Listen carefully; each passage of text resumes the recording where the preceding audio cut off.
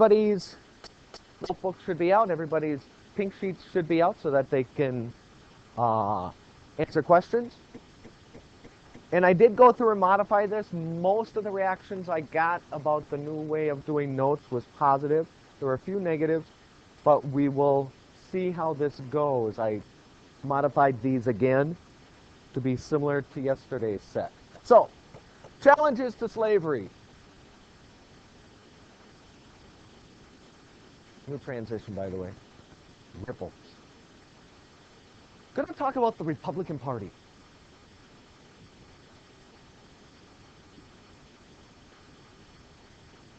The Republican Party. When was the Republican Party created? When was the Republican Party created? 1 hand, 2 hands, 3 hands, more. Come on. The very first part of your assignment. The Republican Party was created in 1854. And what was its main idea? What was it based on? Why did they form a new political party? What was their belief? Okay, ban slavery in the territories. You don't want slavery to expand into any new area. Did they want to ban slavery throughout the country? Did they want to get rid of it in the South? Hello? Just ask you a question. Waiting for hands. Did they want to ban slavery throughout the entire country? Logan. They did not want it to spread. They were fine with keeping it where it was. That is an extremely important thing to remember. The Republican Party was not out to ban slavery everywhere. It was not out to take it away from you Southerners. It was out to stop it from expanding into new territories. That is extremely important because it is the basis of the Republican Party back then. That is the reason why it was created. Even though most Southerners didn't believe that. You guys didn't believe that. That's what they believed. But you didn't believe them. You didn't trust them. Now, in their very first elections, something happened. Something happened in their very first elections. What's something that happened in their very first elections? The very first elections that this political party took part of, something amazing happened. What was it? 1 hand. 2 hands. 2.5 tentative hands. If you have your sheets, it's right there in your sheets. You read this for today. Remember, you were supposed to read it out loud to yourself once you got all the answers down. What happened? It is not normal for a brand new political party to have this happen. What happened? Yeah, they won control of the House of Representatives, which meant that they controlled 1/2 of, what is that called? House of Representatives and the Senate together has a name. What is it called? It starts with a C. The Republicans won 1/2 of the control in the, that's where they both work. They both work in the Capitol, but in Congress. Congress. So the Republicans, with their very first election, won control of 1/2 of Congress. What else did they win control of? Anybody remember? They won control of many blank governments. Starts with an S. They won control of many blank governments. It's not in your assignment, but it was in the reading. Yes. No. The Republicans that were against slavery expanding, do you think those Southerners are going to vote for them? No. Another word that starts with S, though, and ends in S.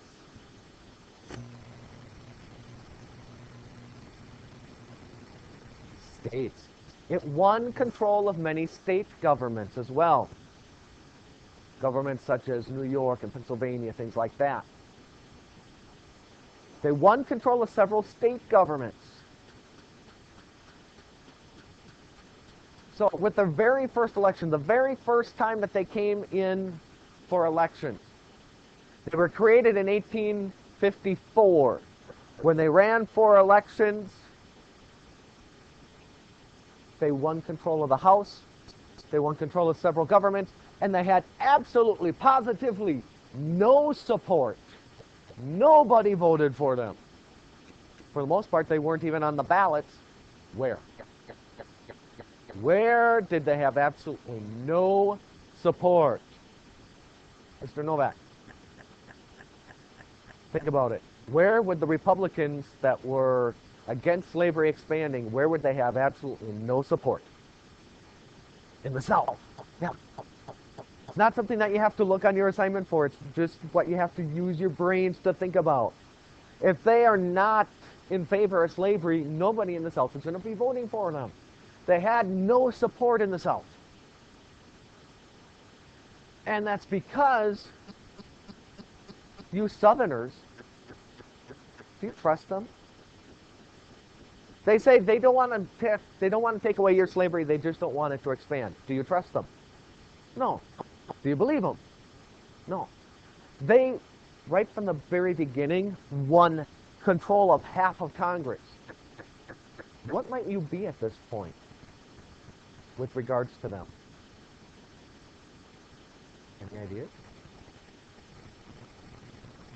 You see somebody that's against your ideas, and they, in their very first attempt, they take over half of Congress. How might you feel? Maybe angry? Scared. The South was afraid of the Republican Party because they were afraid at how quickly the party started and grew and got so many people to vote for them. They feared the Republican growth. They feared what the Republicans might do. Even though the Republicans are saying, we will not touch your slavery, we just don't want to let it go anyplace else, the Southerners don't believe it. Very strong showing for the Republican Party to begin with. Now, let's take a look at this guy. Anybody remember this guy's name? Who is that? That's basically the same picture from your textbook. Who is that guy? That is a guy named Dred Scott. Now, who is Dred Scott? Who was Dred Scott? Yeah. He was a slave. Where was he from? At some point he was. That's true. At some point he was. Jacqueline? He's from Missouri. Dred Scott is a slave from Missouri.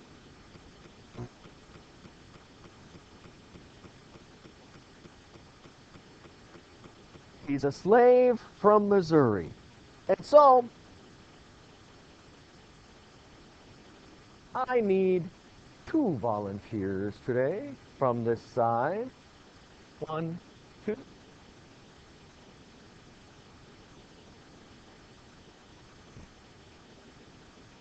Here we have Dred Scott, and here we have his owner, his master. Now, his master buys Dred Scott in Missouri. Missouri is a what kind of state? Slave state.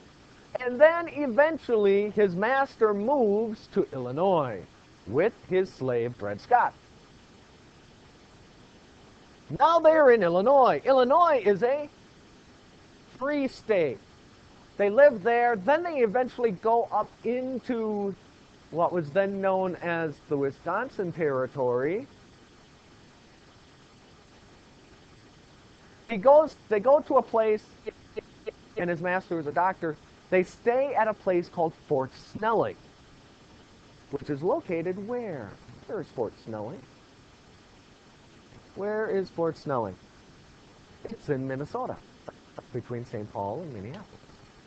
And then eventually, they move back home to where they started from.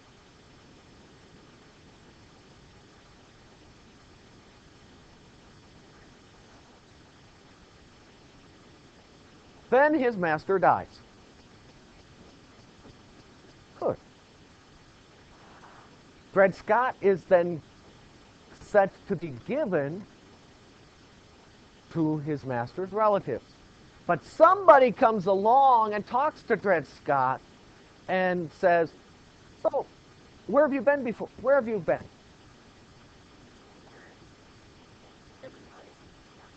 You've been to Illinois? Well, then you shouldn't be a slave anymore. You were in free territory. Did you know that? You didn't know that. But really, you should be free because you lived in Illinois. Once you stepped over that line into Illinois, you were free. You should not be a slave anymore. You should sue the people who are trying to own you and get your freedom. Okay? And that is exactly what happens. That's the story. Here are the details. Thank you, gentlemen. Dred Scott is from Missouri, which is a what kind of state again? Slave state. Good. Dred Scott is from Missouri, which is a slave state. Then he and his master move to where? On the count of three, just say it. 1, 2, 3. Illinois. Ladies and gentlemen, even though Illinois has an S at the end of it, you do not pronounce it. You do not pronounce the S at the end of Illinois. Like saying the S on the end of Arkansas. You don't say Arkansas. Or you don't say Arkansas. No S at the end of Illinois. Illinois is what kind of state on the count of three? 1, 2, 3. Free state.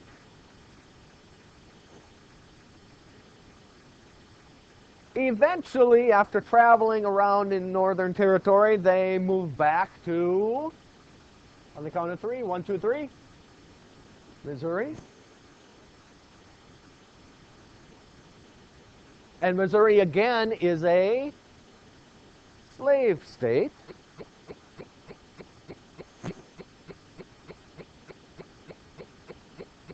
The master dies. And what does Dred Scott do? Raise your hand if you can tell me. What does Dred Scott do after his master dies? Every hand should be up because I just said it not even 3 minutes ago. Yes. Okay, sued the people that wanted to keep him a slave. What was he suing for? Was he trying to get money? He's trying to get free. Yes, he sues for his freedom because he once lived in a, on the count of three, 1, 2, 3, state. Because he lived in a free state, that was his argument. Or that was the argument of the people that convinced him to sue for his freedom.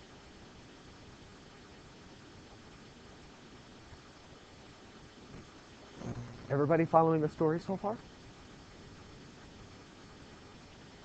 Fought in Missouri, slave, taken into free territory, lived there for several years, and then returned to slave territory.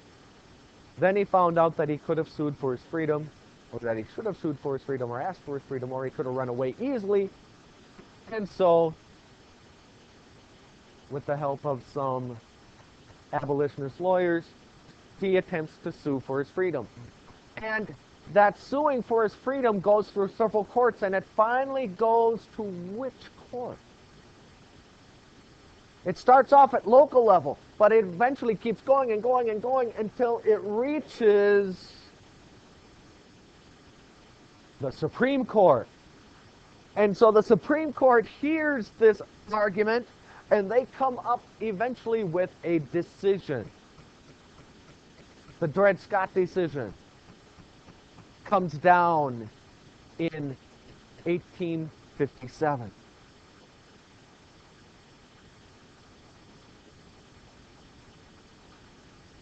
The Supreme Court rules on Dred Scott. What did they say about Dred Scott? What did they decide? They said that Dred Scott was what?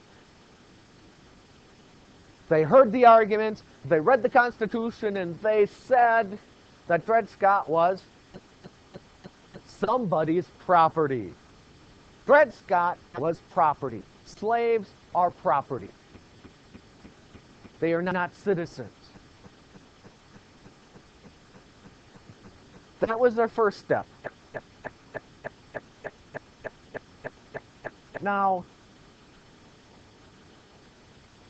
they could have stopped there and said, nope, Dred Scott is a slave because slaves are property.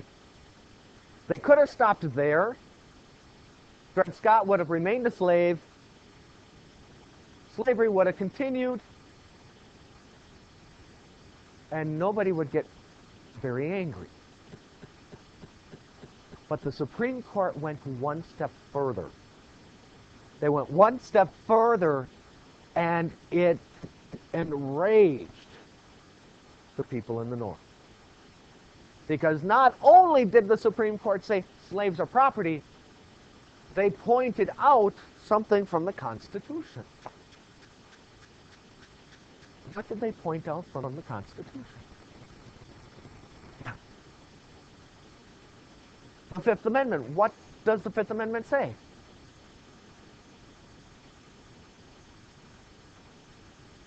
They said, you have to look at the Constitution. The Constitution has the Fifth Amendment, and the Fifth Amendment says what?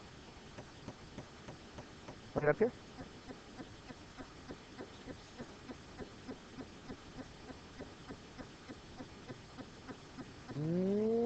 Not totally.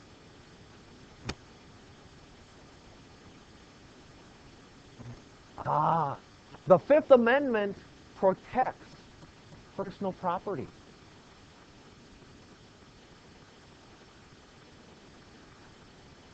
The Supreme Court says slaves are property. It then points out, it goes beyond what it was being asked to do. It goes beyond and says that the Fifth Amendment of the Constitution protects property.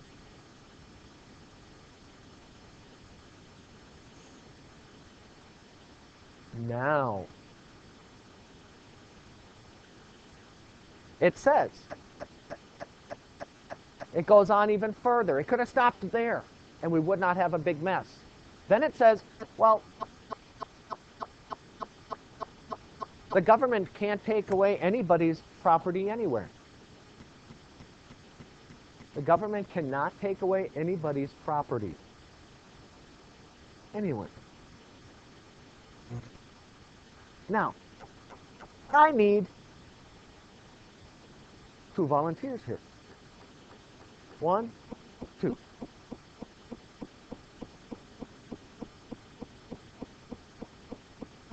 We have our slave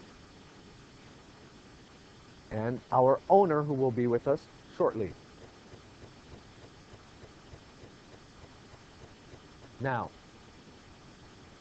you are going to move now to, let's say you're moving to Pennsylvania. Move to Pennsylvania, moving to Pennsylvania. Boom. Are you in a free state or a slave state? You're in the North. Notice where you're standing in the room. Okay, you are in a free state. Technically, what is not allowed here? Slavery. The law says slavery is illegal in the North. So you should be able to run away and have no problems, right? Wrong. Because of the Fifth Amendment to the Constitution and what the Supreme Court said, You are forced to be a slave anywhere in this country because the government cannot make any rules that end slavery anywhere, because that would be taking away people's personal property. So you can buy her if you wanted to, because you can have slaves in the North, according to the Supreme Court. You can have slavery anywhere in this country, according to the Dred Scott decision. How do you feel about that? You feel horrible. What do you guys feel about that? You Northerners. You're pretty mad. You're pretty mad because the Supreme Court, all of this from one guy trying to get his freedom, suddenly he enslaves everybody in the entire United States. It's not what he planned to do, but he did. Basically, as a result of this, thank you, because the Supreme Court says slaves are property and the Constitution protects property, the government cannot take property away from anybody. So the government can never take slaves away from anybody. That means, since slaves are property, anybody can have slaves anywhere they want in this country.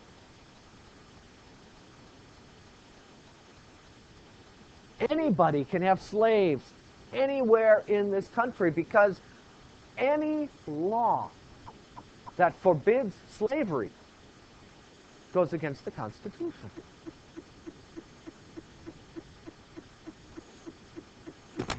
Do you see how that works?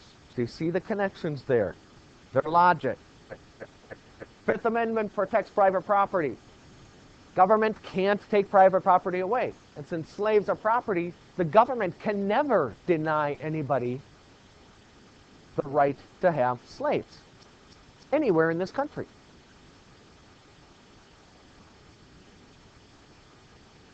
Thanks to good old Dred Scott trying to get his freedom, which, don't blame him, he was trying, he had good intentions, but as a result of his court case going to the Supreme Court, the Supreme Court basically says all laws in the country that ban slavery are what?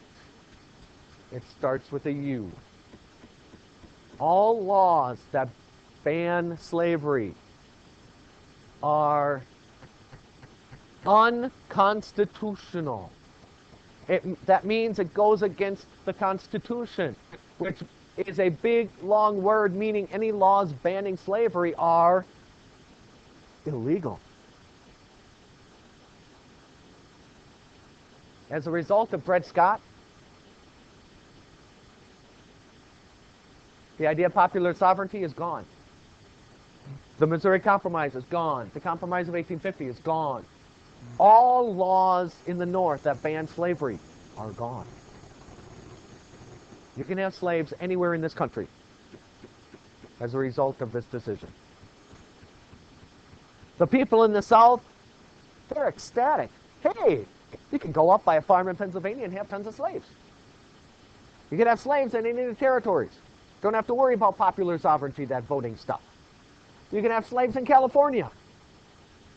You can have slaves anywhere in this country as a result of one man trying to get his freedom. If the Supreme Court had stopped after the first stage and said, no, he's property, he's not a citizen, so he has no rights, we wouldn't have this issue. But they decided to keep going and to say more and more. Have you ever been in a situation where you could have answered or you could have said something really nice and short, but you made the mistake of giving too much information? Anybody ever have that situation where, and it came back to bite you in the butt, so to speak? Because you could have gotten away with it with just a little bit of info, but you gave a little too much, and it allowed somebody to get you. That's what happened with the Supreme Court. They said too much, and it came back to haunt them. Dred Scott, in an attempt to get his freedom, basically enslaved or made slavery expand throughout the entire U.S. I think he felt good about that? No, not at all. That's why the people in the North were outraged. Now, we have a Senate race in Illinois the following year, battling for the Senate seats from Illinois in 1858. You have this guy. Who is that guy? Who remembers his name?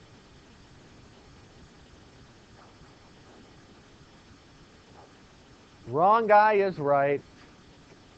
That's Stephen Douglas against this guy.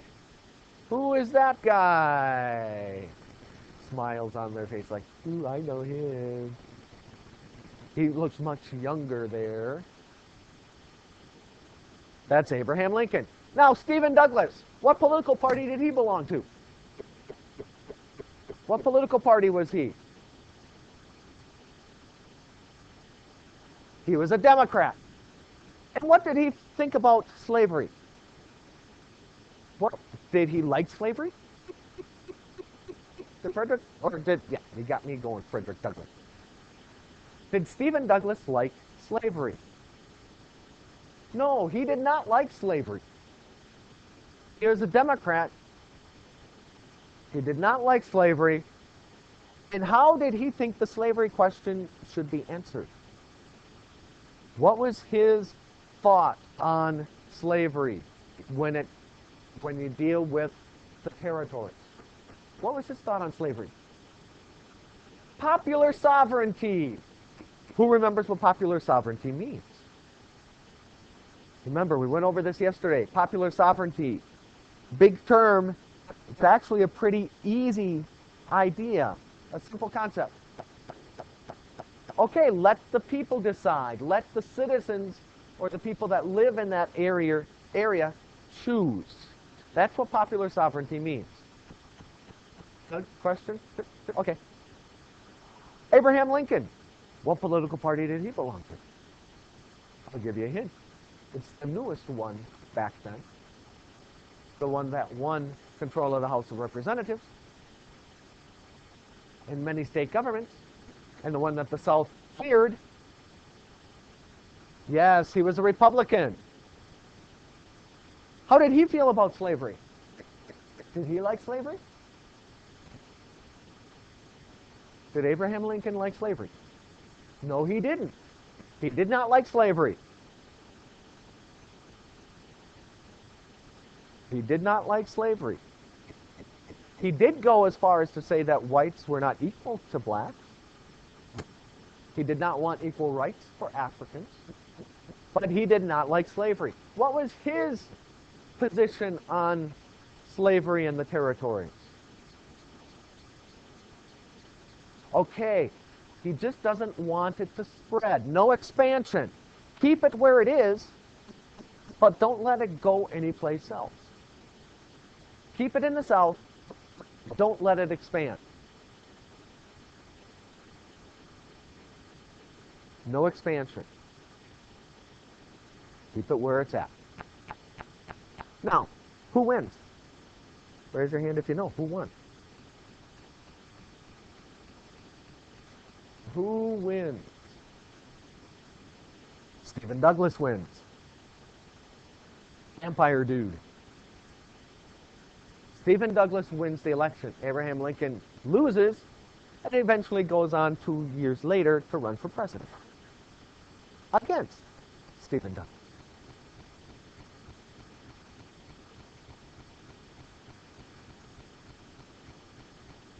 Republican versus Democrat. Neither liked slavery, but they had different ideas on dealing with how it should spread.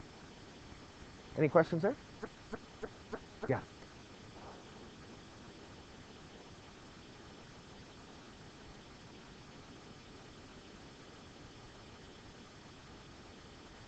I don't remember exactly what the book says, but Abraham Lincoln, in several of his speeches, did say that he did not view whites and Africans as equal. And so, whether or not he was just playing politics is another matter. So, that leads us with one last thing. We're going to talk about the raid. You know what I'm talking about, hopefully. There is a raid. There is an attempted raid in a location in Virginia. Where was this raid? Where did somebody attempt to attack something? Yes. Harper's Ferry, Virginia. Harper's Ferry, Virginia. And what was located in Harper's Ferry, Virginia, that made it special, that made it the target of this raid? There was something located there that caused it to be a target. An arsenal. Ooh, new word for many of you. What is an arsenal? What is an arsenal? It's the reason why the raid focused on Harper's Ferry. Because an arsenal is a place where weapons are stored. So you have a group that attempts to break in to the arsenal in Harper's Ferry to steal weapons. Now, who is leading this raid? Who is leading this attack on the arsenal? Who is leading the attack on the arsenal? There he is, John Brown. We've seen John Brown before. Where have we seen John Brown before? We've dealt with John Brown. Where have we come across him before? Remember, John Brown was the guy that said, God has chosen me to free the slaves. I will kill anybody in my way so that I can be the chosen one and free the slaves in America.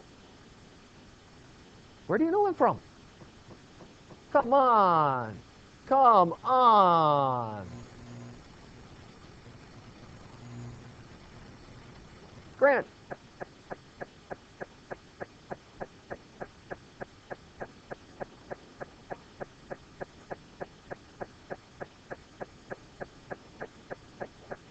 Ah, he killed 5 people where? In Kansas, Bleeding Kansas. Remember? He didn't have the beard then. He grew out the beard for a disguise and left Kansas, and eventually shows up in Harper's Ferry, Virginia. Good old John Brown. John Brown's plan is to lead a group of people to steal weapons from the arsenal.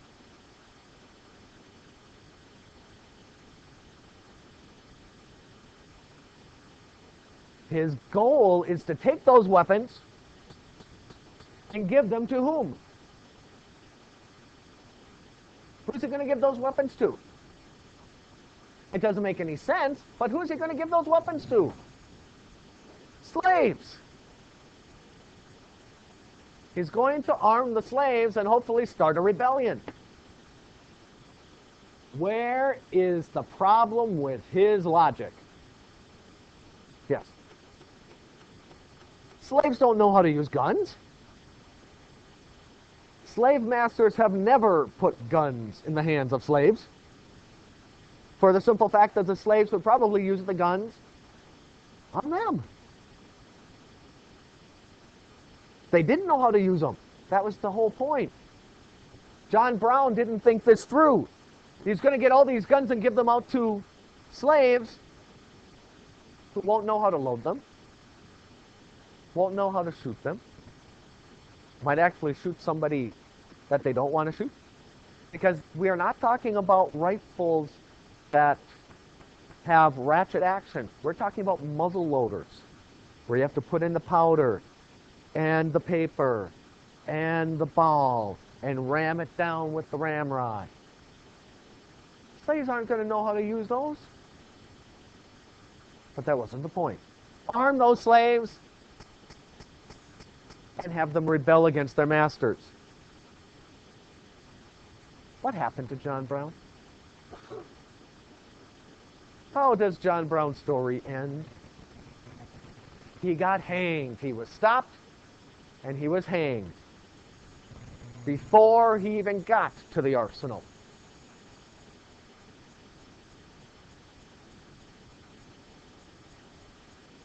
He was stopped and he was hanged. Southerners, what do you think of John Brown? You think he's weird? You like the guy? He wanted to give weapons to your slaves. He is an abolitionist. Southerners thought that all abolitionists were like John Brown. They thought that that is what all the Northern abolitionists wanted to do. You view John Brown as a symbol for all abolitionists. All those Northerners are just like John Brown. Look over to this side of the room. Look at all these John Browns that are sitting here. John Brown in Hollister. John Brown in jeans. John Brown in shorts. All those Northern abolitionists are John Browns. And you think that all the Northerners are planning to do exactly what John Brown tried to do. Do you trust the Northerners more or less now? Less. Maybe the North are planning more attacks like that. Maybe that's their game. Try to smuggle weapons to your slaves to make them fight against you. Notice how throughout this chapter 15, there's like a wedge being driven between the North and the South, spreading out, pushing each side farther and farther away from each other. We're almost a civil war. We're almost there. The Southerners are so afraid after what John Brown did that they do not trust anything the people in the North say again. Nothing. Any questions on John Brown's raid in Harper's Ferry?